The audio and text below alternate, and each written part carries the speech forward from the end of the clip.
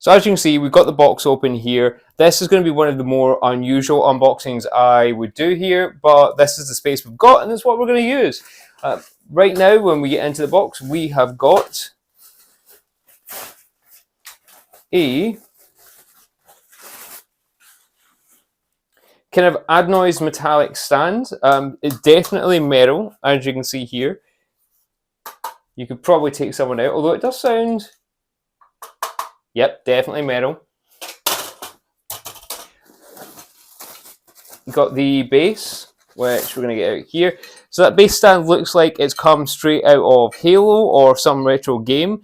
It's definitely a nod to the video game aesthetic this whole thing is going for, with the hexagonal stand and the kind of pointed base here. Again, it comes a fully metal stand with a single screw at the bottom to connect those, and comes in the same sort of gunmetal silver that we might expect.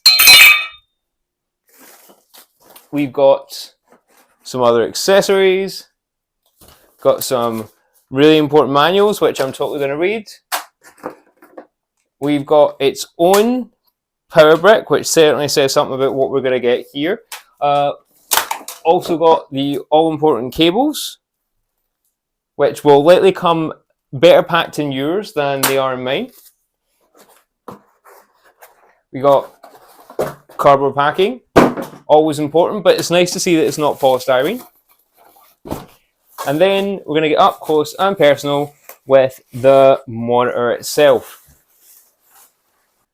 So getting back down to have a look at the actual display itself, this is a QHD 27-inch Philips monitor. As you can see, it comes with a three-sided bezel-less design, so we've only got the bezel on the bottom here, alongside absolutely no menu buttons, which is great because I hate those. Along the back, we've got a sort of angular build, but it still feels pretty slimline. It's got a nice texture on the back here that makes it feel just a little more premium, despite the fact that it's still pretty plastic. There's a standard Visa mount, which will allow you to connect it to anything that isn't the stand, as well as on the bottom here, we've got all the prerequisite ports that you'd expect. Flipping that over so I can see it, that looks like we're going to have some power, 2 HDMI, I believe those are going to be 2.1, but I'd have to double check that, as well as 2 DVI ports. So they're probably going to be 1.4 based on what I can see here, but again, double check the full review for that information. We can also see 4 USB ports here. 2 of those are fast charge, and I'm going to guess that they're at least 3.0, but again, I've not checked the manual. Check the specifications when we've got them on the full review. We've also got the upstream USB as well as some audio out. This does have dual speakers on it.